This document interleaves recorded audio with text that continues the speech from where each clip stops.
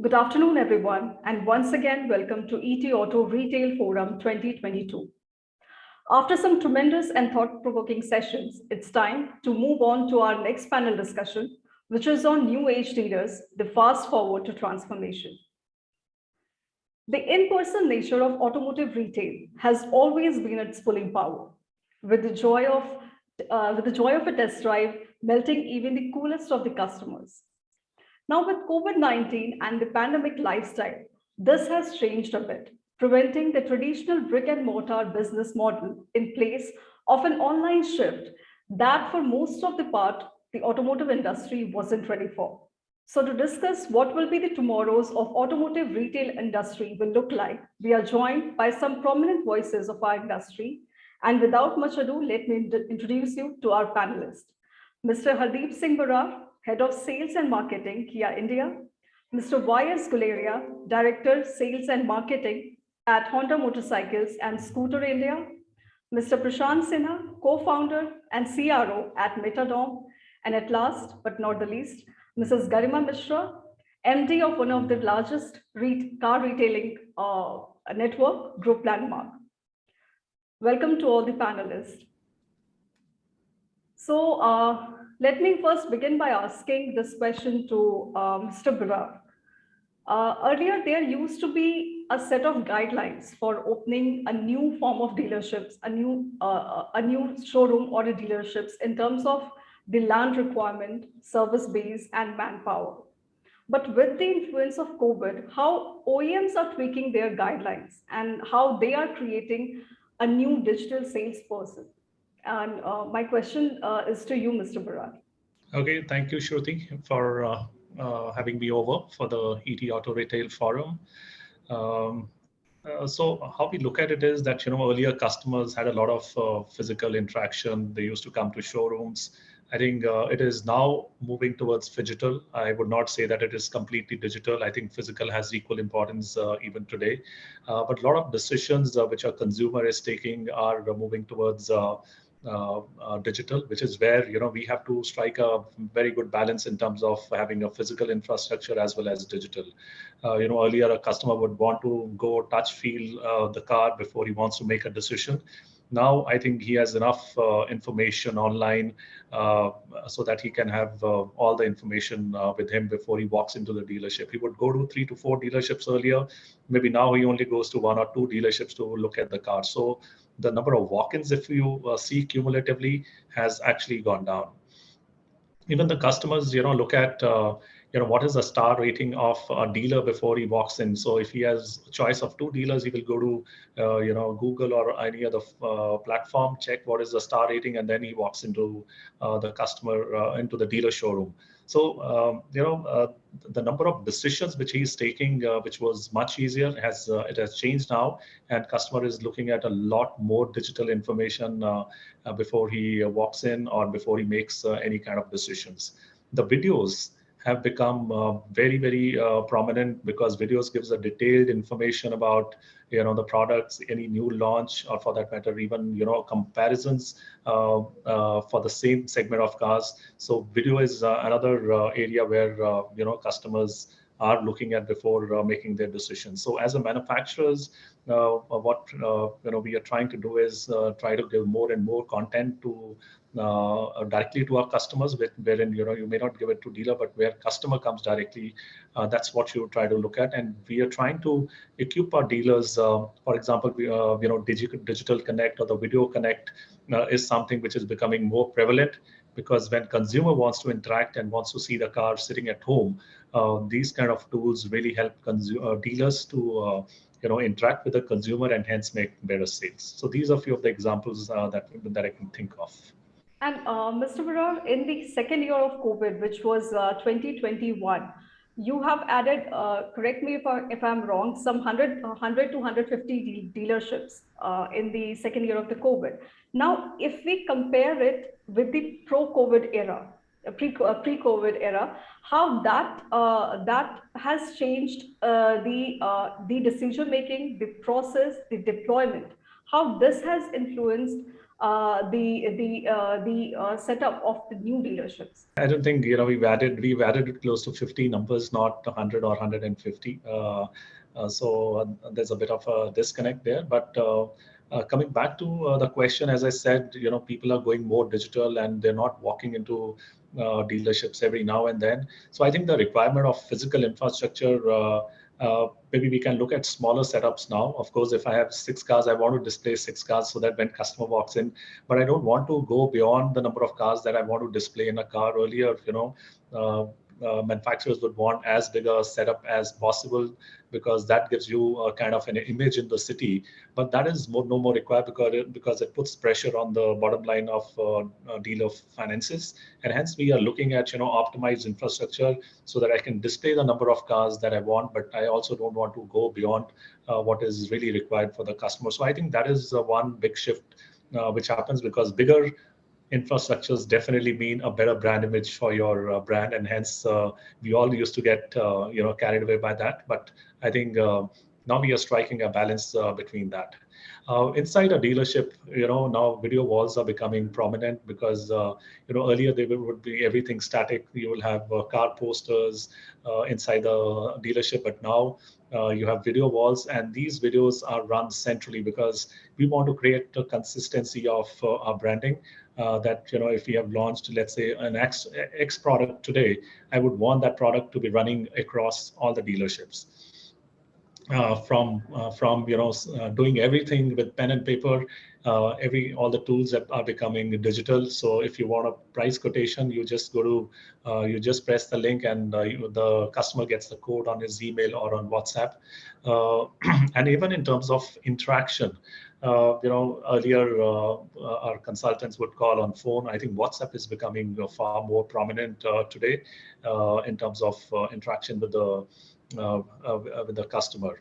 So coming back to your question, overall the requirements are lesser, and also with the EVs coming in, we feel, and also a lot of automation coming, especially in cars.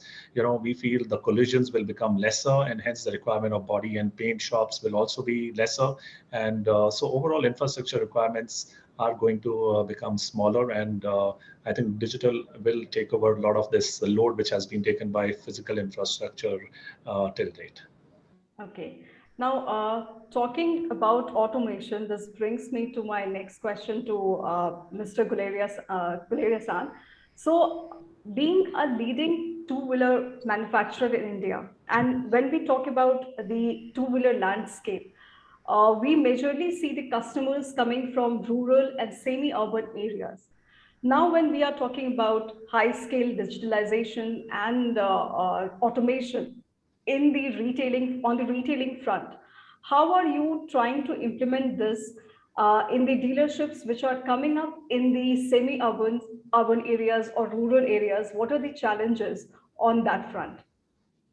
Yeah, well, Shruti, first of all, thank you for having me on board for this panel discussion of ETO Auto Retail Forum.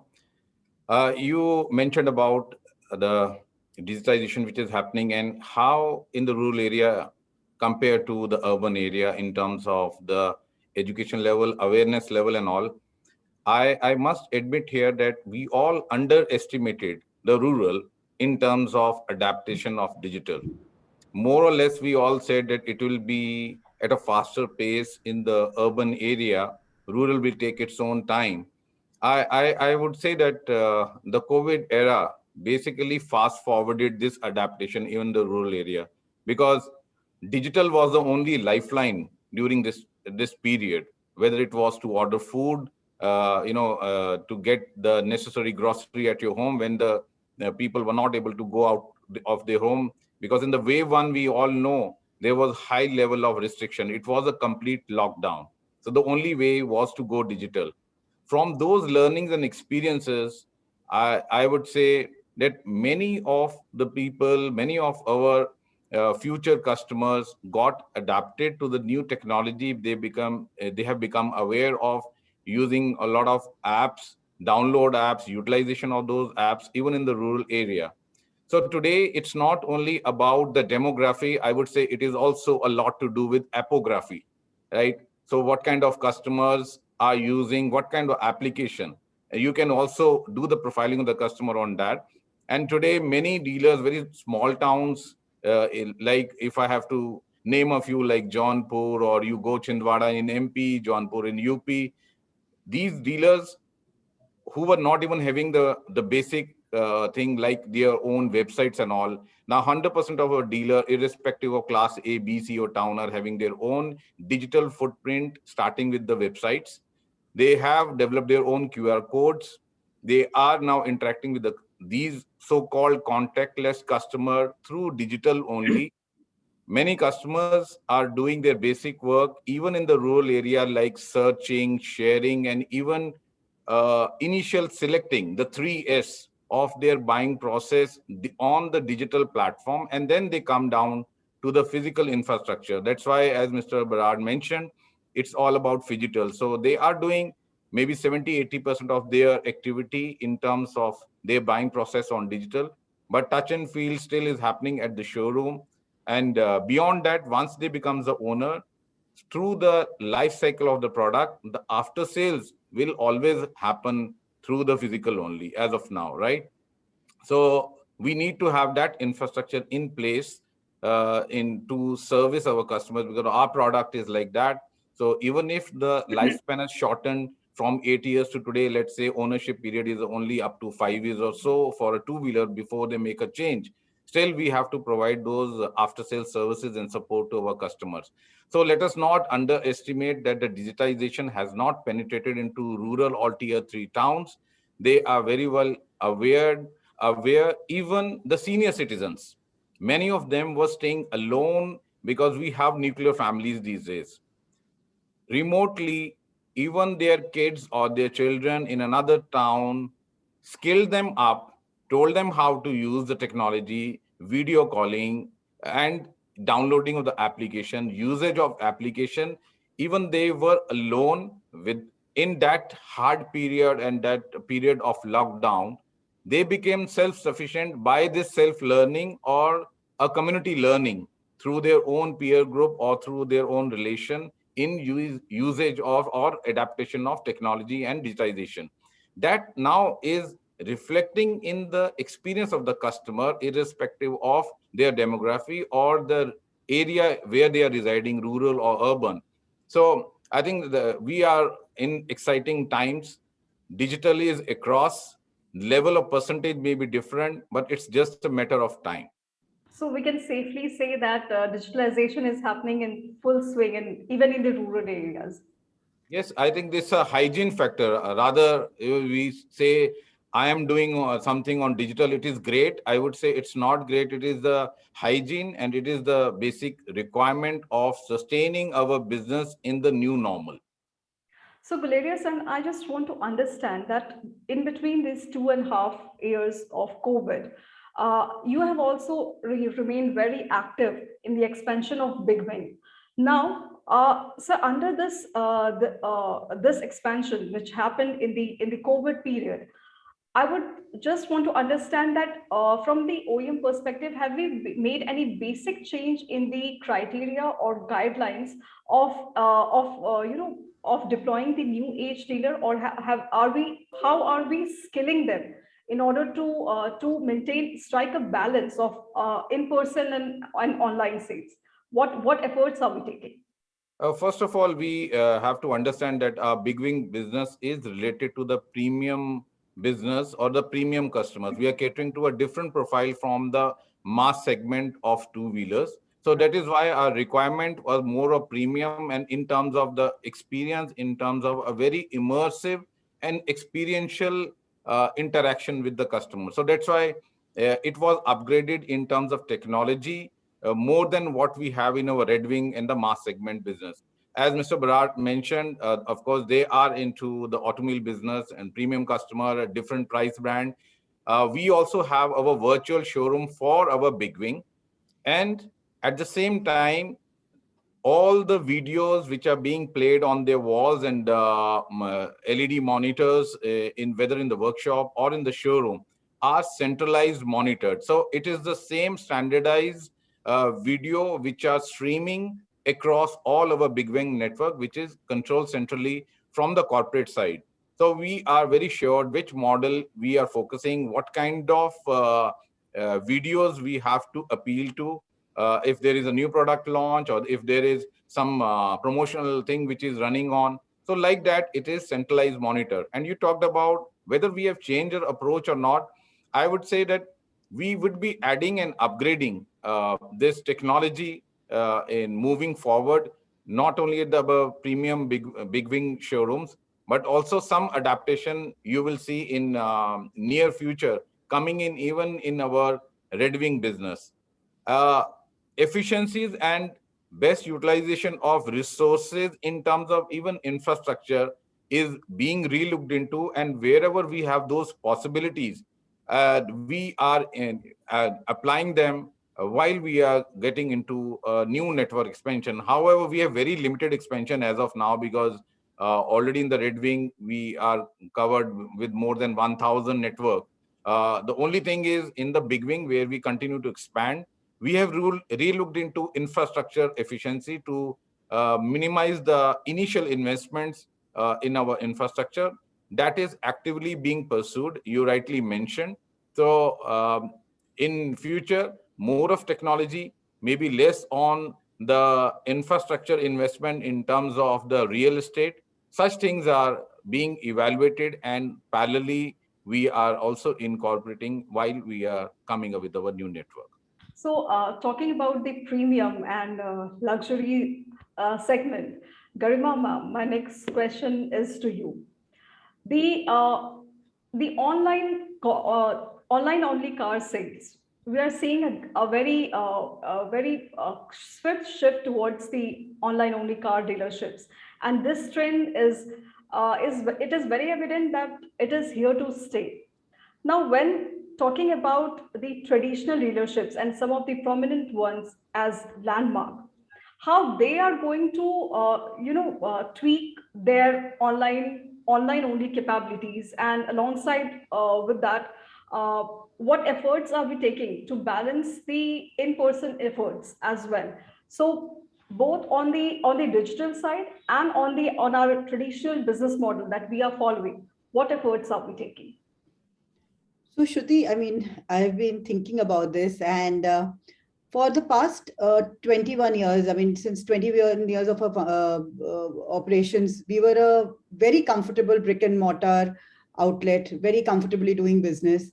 And digitalization was limited to probably buying of leads and maybe having a website. I mean, that's what was the level of digitalization. But then COVID happened, and it completely changed the whole dynamics. It changed the whole meaning of digitalization for us. When the first, I mean, two major challenges that we faced during COVID was, one was the engagement with the customers, and second with the employees, because the employees could not come back to office. So how to keep them engaged? That's when we got into very detailed conversations with a lot of software providers, and we imbibed a lot of technologies. For example, we imbibed cloud calling, wherein all our uh, employees sitting from the comfort of their home could connect with our customers. They could say a hello to them, they could validate data. So we used a lot of, we use that time to validate data. Normally what happens is that post 4 years, 5 years, we lose contact with our customers. So we got in touch with all these customers. We used CRM tools where we went on to look at customer needs. So so we tried to understand, what did the customer want? The customer which had stopped coming to us, how can we get him back? So used a lot of different technologies. We integrated SAP. We used a lot of online training modules, a lot of competitions to based on that. So a lot of this happened. Also, the brands supported us with a lot of digital content, uh, 3D configurators. Some of the brands came up with the 3D configurators for the vehicles, which also helped us. So in turn, I mean, what we finally realized that today, uh, maybe in a way, 100% of our customer has had a digital journey in pre-sales. Either the customer researches online and then walks into the showroom, or the customer makes only a digital inquiry. So now at least 75 to 80% of our leads come through a digital resource. Even the walk-in, the customer, as Mr. Brar already mentioned, that they have researched online and then they only go to two or three brands. So the customer is pretty decided on that. So I would say that the digital part of the journey will always be very, very important. We will always have to take care of that. We will have to ensure that all our omni-channel presence is maintained so that we can we are there on all the platforms for the customer to see. But the physical part, which is the test drive, the touch and feel part, still remains. I have still to come across, even during COVID times, when probably people were scared of coming out of their homes. Not a single car was sold without a test drive. So customers bought their cars only after taking a test drive. Hence, I think we will have to create a very good balance between digital and physical. A phygital in a way where a customer can inquire online, he can be given all the relevant details online and quickly then given a test drive. So we have to be very approachable, very fast. So something like a Domino's pizza delivery, where it's a 30-minute delivery, right? They promise. So similarly, we can create test drive centers across and ensure that once a customer demands, in 30 minutes, we can be at his place to give him a test drive. So those are the kind of things that we will have to develop and come up with. And those are the things which will really help us in improving our sales efficiencies. So ma'am, you have seen both and you have done, operated very successfully during both pre-COVID time and post-COVID time. Now, if you have to give 3 suggestions or 3 recommendations to the new age leader, what will be your top 3, I would say, suggestions to the new age leader who have just established their business, and what they need to do in order to, in order to be resilient, because this is something which is going to continue for the next 1.5 years. So what should they do to sustain their business? So first is the digital capabilities. So when I talk about digital capabilities, a very good website. So I did forget to mention something that we have created a chat bot, which has helped us. So just to share with you, 25% of our bookings now come online, which means that we have a chat bot where the customer can go experience. The artificial intelligence helps the chatbot, and now we are receiving. So we started this in June 21, and we have received close to 3,500 bookings from the online space. So coming back to the point that digital presence, digital properties like your SEO engine, your Google AdWords, your website will be very important. That is one thing. But the second very important thing for the success here would be the upskilling of manpower. So, to digitalize, to create digital properties is easy. You have a vision, you have people who provide you, all of that happens. But the consultants today still are a little, they are still not there. They still feel that a walk-in customer is the best customer. They will not pay the same attention to a digital lead. They will not be as fast.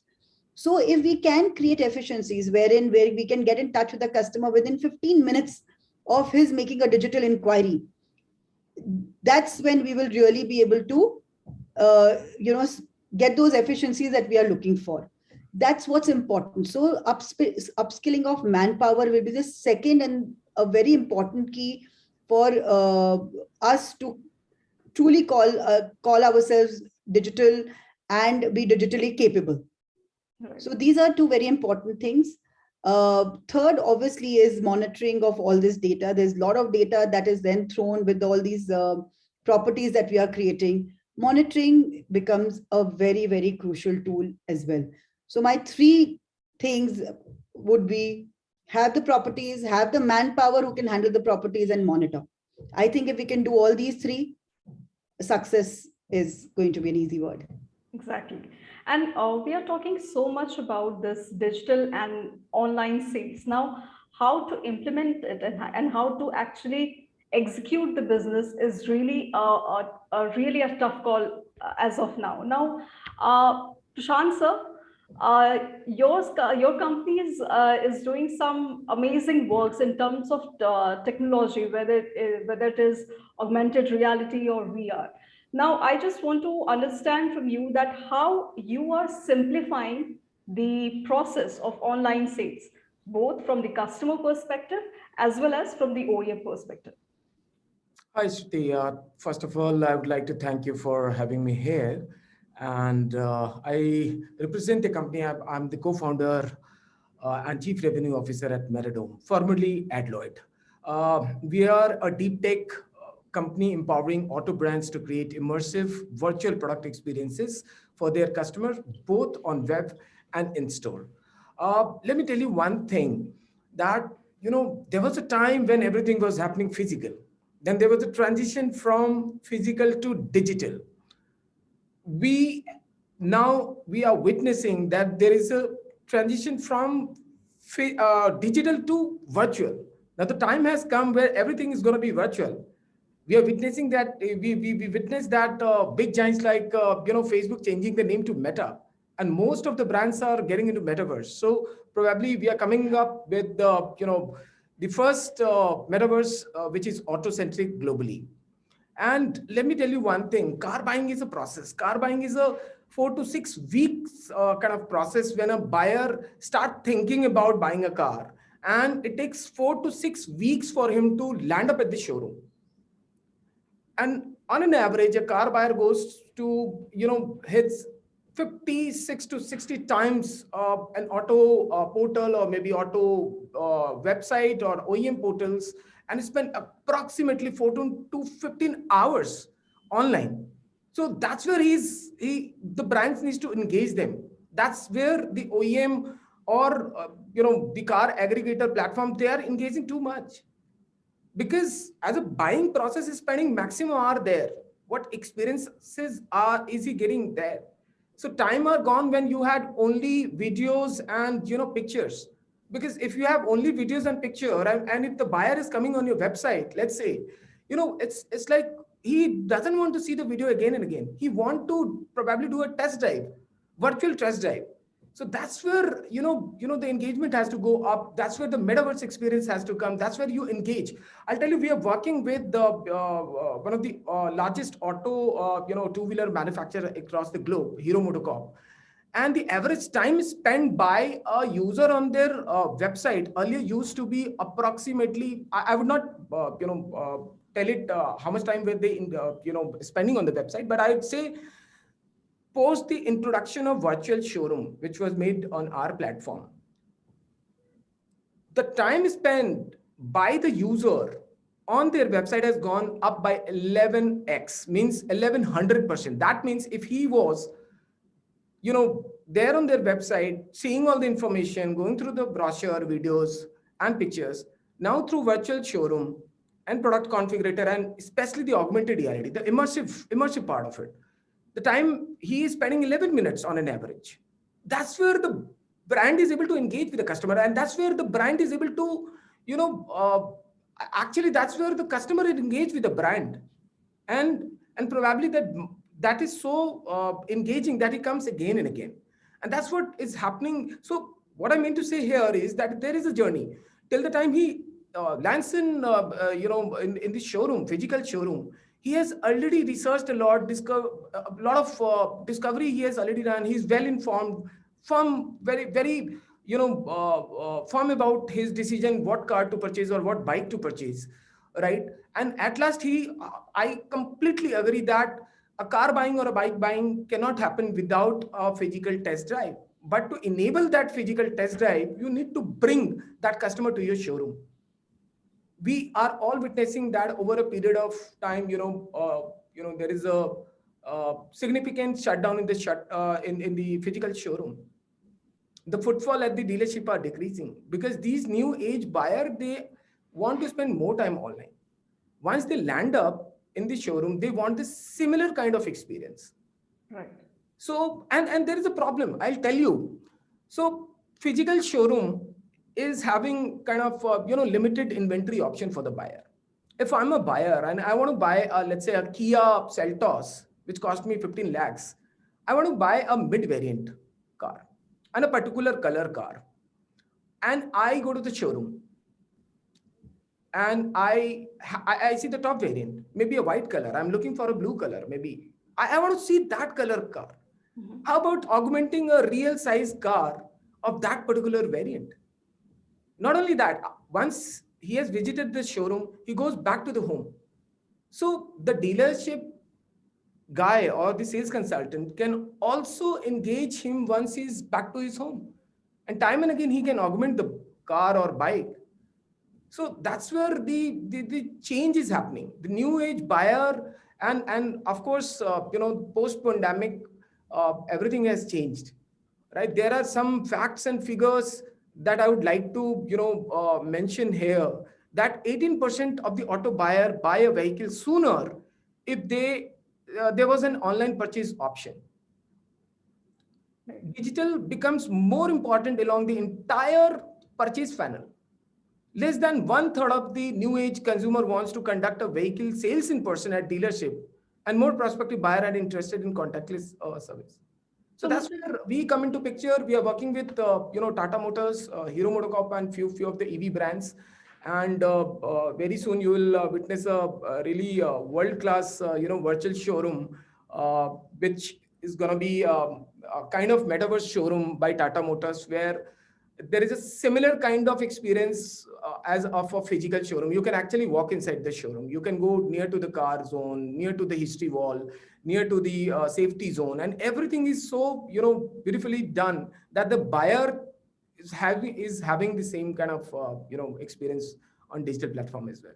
So do we have this solution for the existing? Have you implemented this solution in any of the existing showrooms as well, or this is only for the new ones that are coming up?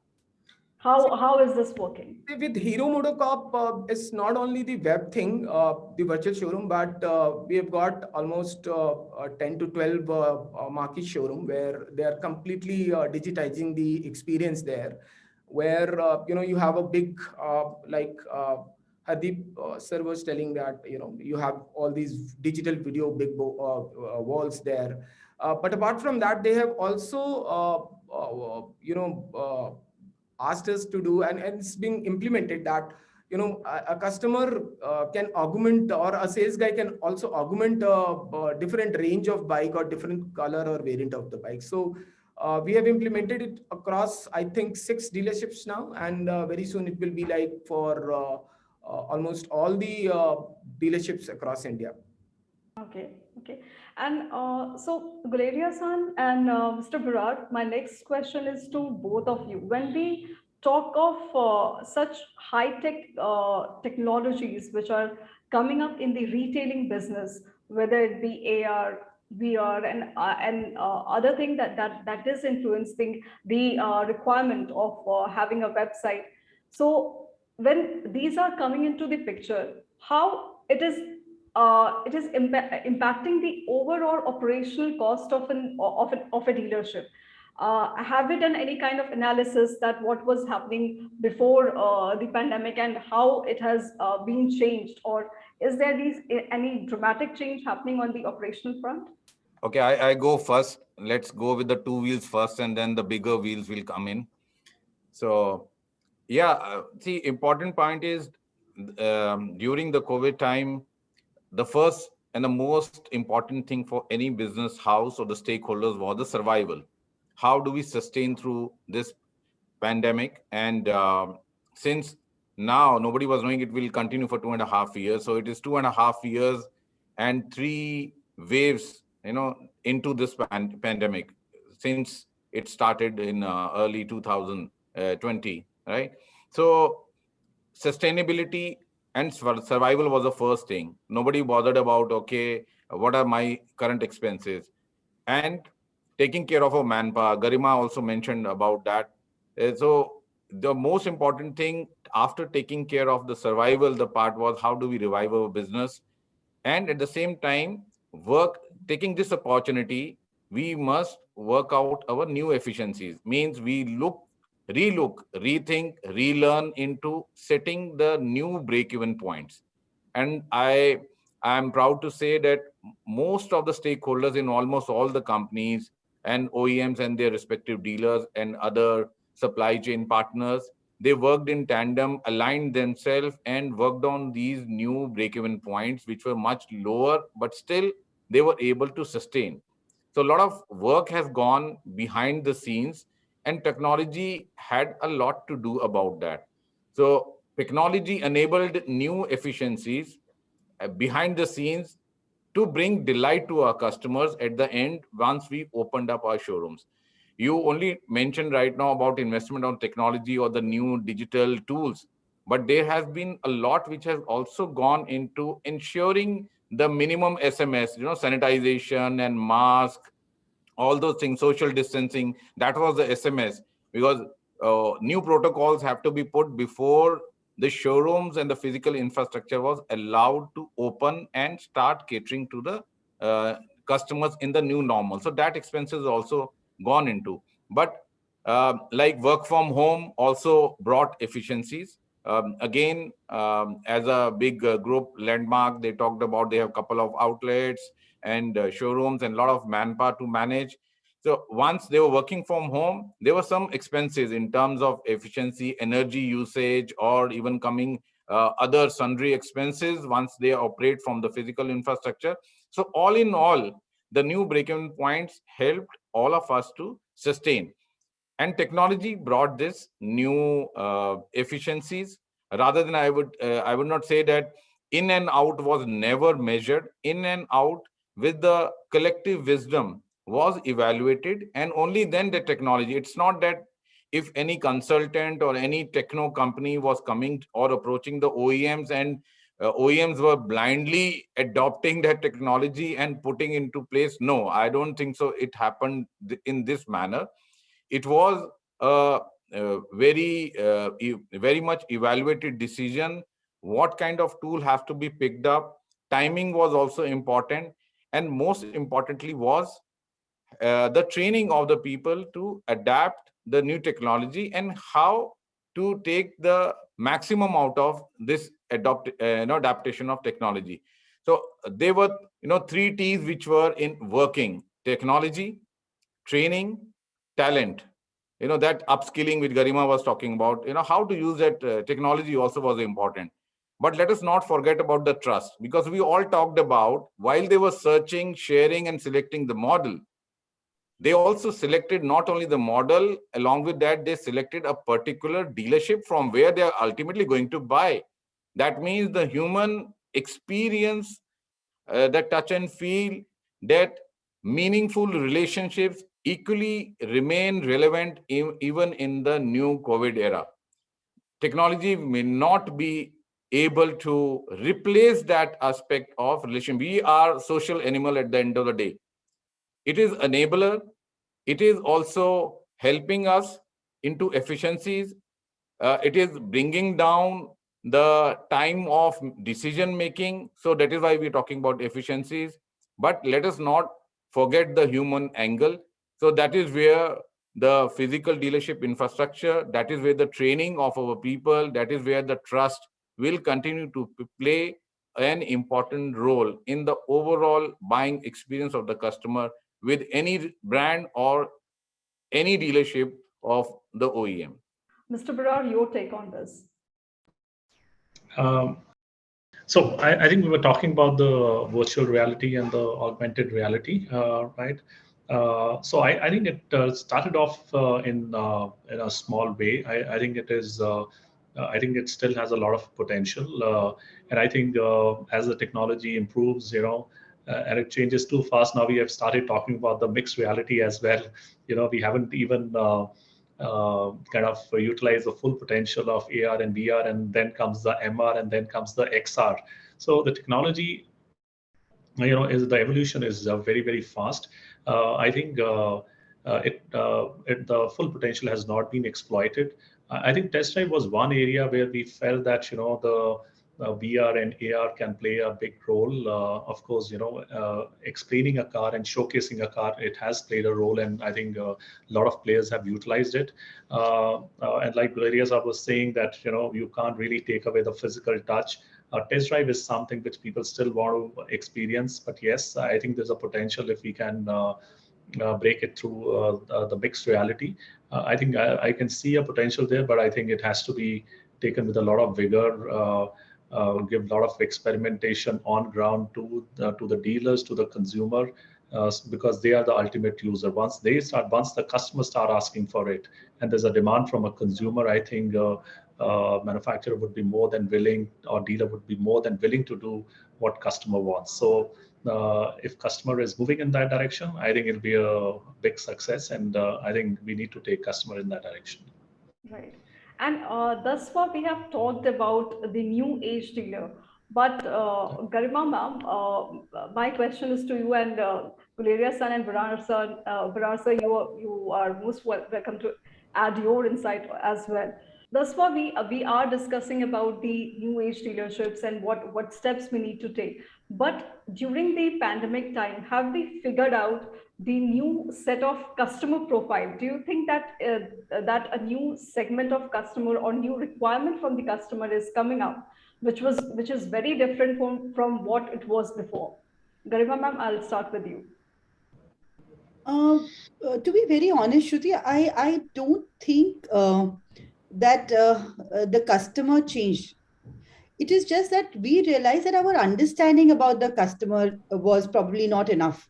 We were so busy doing the regular that we didn't really go into the details of the customer. Now what COVID did was it gave us the time to take a step back and understand our customers' needs more in detail. Okay, so I think to really answer that, customer did not change. Customers' need, customers' desire for a vehicle did not really change, but to understand how he wants to approach the pre-sales process, how it has to be stronger, how we have to communicate with the customer, how we need to keep him engaged, understanding how competition was engaging with the customer, and how we had to up our ante to be able to stay connected and stay on top of the customer's mind. I think all those things became important. That's what changed. So we, to be very honest, took our customer less for granted. Earlier, probably that's what we did. We took him lesser for granted. We understood him better. We tried to connect with him better. We tried to reach out and understand his needs better. We understood his need for hygiene. We understood his need for privacy. We understood all these things, and we tried to move around and work around these changes. So that's what I would say. I mean, I really don't think that the customer changed. It's that our understanding of the customer became better because we could take a step back and think deeper. Guleria sir, your take. My point of view, further to what Garima mentioned, is that in this period, we are sure the trends will continue to change. Technology will continue to advance. But for sure, the new thing or the hygiene is to maintain that agility, to keep ahead of our times, to understand these evolving needs or desires of the customer, as she rightly mentioned, about the basic and the smallest thing like hygiene. Right. Today, most of us, if we are driving down on a highway, earlier people used to prefer only or looking for a good food. If you are a Punjabi, you're looking for a good tandoori parantha, aloo parantha and all.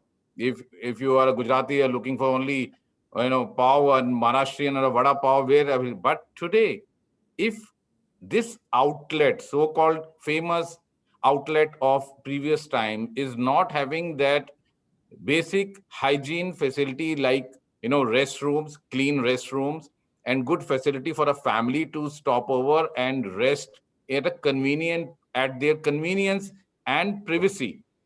They may continue to drive on in search of the next possible outlet which can provide those conveniences which customers of today are looking forward to, along with good food, obviously, because that is the basic thing. So let's not forget that we need to unlearn of the past and learn to unlock the TSA lock. The TSA lock, which all we know on American Tourister, is a requirement of traveling to United States of America. But that is not about Transport Security Administration TSA lock. It is about the technology, the science, and art to understand the new age customers is what is going to make a difference for us. Absolutely. Brar sir, you want to add something on in this?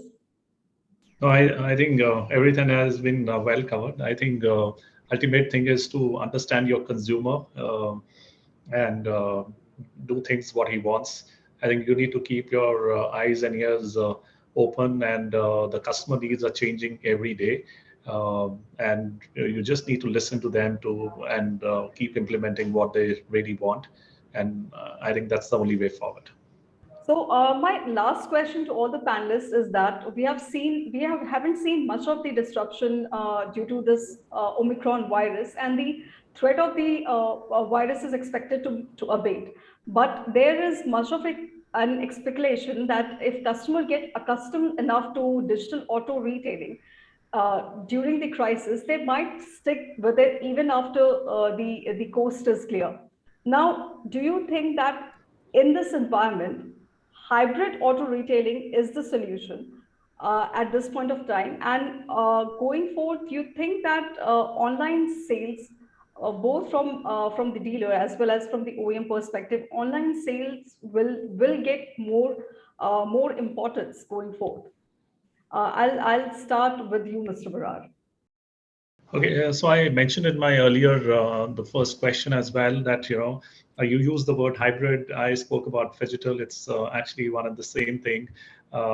Actually, it is moving more towards digital, but you can't undermine the physical infrastructure, because that's where customer goes, he touches, he feels, because as we all know, that car is the second highest purchase in anybody's lifetime. So when you want to purchase a car, spend good anywhere between 5 to 20 lakhs. I would want to go there, touch and feel the car, talk to people who are selling me the cars, to make sure that I'm at the right place. So I understand that the importance may go down, because a lot of the spade work which customer was doing earlier by going to dealership is being done by him on the social media or on the digital platform. So that part will definitely be reduced. And I spoke about the customer footfall reducing at the dealership, but we can't straight away take physical infrastructure out of it. Yes, we can look at how we can reduce the space requirement so that there is a lesser burden on the dealer partners. So that it will help in that way. So I think it'll be good for everybody if customer is moving more towards digital. It require the requirement of the physical infrastructure, the pressure, the financial pressure to build larger setups will definitely go down. So I see it as an opportunity for all of us to reduce our cost, and it is going to be win-win for customer, for dealers, as well as manufacturers. Guleria-san, do you think that hybrid model will be the choice of the two-wheeler dealers as well?